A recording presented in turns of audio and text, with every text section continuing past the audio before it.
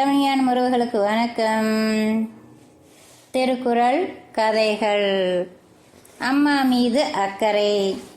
என்ன அரிசி விலை எவ்வளவு ஏறிடுச்சு என்று அதிர்ச்சியுடன் கேட்டாள் செல்வராஜ். என்னங்க செய்கிறது, நாட்டில் எங்கேயுமே சரியாக மழை பெய்யலை, அரிசி உற்பத்தி குறைஞ்சி போச்சு, விலை ஏறாமல் என்ன செய்யும் என்று தொலைக்காட்சி நிகழ்ச்சியில் வரும் பொருளாதார நிபுணர் போல் விளக்கினார் கடைக்காரர். செல்வராஜ் முணுமுணுத்தபடியே அரிசியை வாங்கி சென்றார். ஆனால் செல்வராஜ் போன்ற சிலர் போல் எல்லோராலும் விலை கொடுத்து அரிசி வாங்க முடியவில்லை. உதாரணத்துக்கு கோயம்பேடு சந்தையில் கூலி தொழிலாளியாக வேலை செய்யும் சண்முகத்தை எடுத்துக்கொள்ளலாம். இப்போதெல்லாம் சண்முகம் வீட்டில் அரிசி சோறு என்பது மின்சாரம் போல் அவ்வப்போது வந்து போகும் சமாச்சாரம் ஆகிவிட்டது. அரிசி உற்பத்தி குறைவு அரசாங்கத்தின் உணவுப் பொருள் கையிருப்பையும் பாதித்துவிட்டது.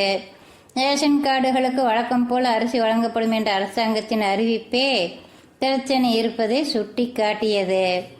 சில மாதங்கள் ரேஷன் அரிசி விநியோகம் தாமதமாகவும் சில மாதங்களில் அடியோடு இல்லாமலும் இருந்தது.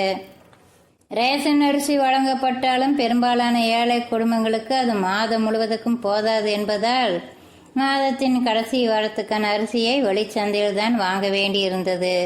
கடும் விலை உயர்வினால் வெளிச்சந்தையில் அரிசி வாங்குவது சண்முகத்துக்கு பெரும்பாலும் இயலாத ஒன்றாகிவிட்டது. அவன் மனைவி முத்தழகுதான் பாவம் தினமும் குழந்தைகளை சமாளிக்க வேண்டி இருந்தது. அன்று மாலை பள்ளியிலிருந்து வந்ததும் அவள் மகன் முருகேசும் மகள் திவ்யாவும் கேட்ட ஒரே கேள்வி, என்னைக்காவது ராத்திரி சோறு உண்டா என்பதுதான். அவர்கள் கேள்விக்கு பதில் சொல்லாமல் முத்தழகு அவர்களிடம் கேட்டாள், இன்னைக்கு ஸ்கூலில் முட்டை போட்டாங்களா? போட்டாங்க, ஆனால் முட்டை அழுகலாக இருந்ததுனால எனக்கு சாப்பிட பிடிக்கல என்றாள் திவ்யா. அது சரி, ராத்திரிக்கு அரிசி சோறு உண்டா இல்லையா என்றாள் விடாமல். இல்லடி கண்ணு, இன்னைக்கும் அரிசி கிடைக்கல. உங்கள் அப்பா நாளைக்கு காலையில் கோயம்பேடுலேருந்து வர்றப்ப அரிசி வாங்கிட்டு வரேன்னு சொல்லியிருக்காரு என்றாள் முத்தழகு. அப்போ ராத்திரிக்கு என்ன என்றான் முருகேசன். ரொட்டி வாங்கித்தரேன் என்றாள் முத்தழகு. ஐயா, அந்த காஞ்ச ரொட்டியை யார் திம்பாங்க? பரவாயில்ல, நாளைக்கு மதியம்தான் ஸ்கூலில் அரிசி சோறு போடுவாங்களே, அது வர பசி தாங்கிக்கிறோம் என்றாள் திவ்யா.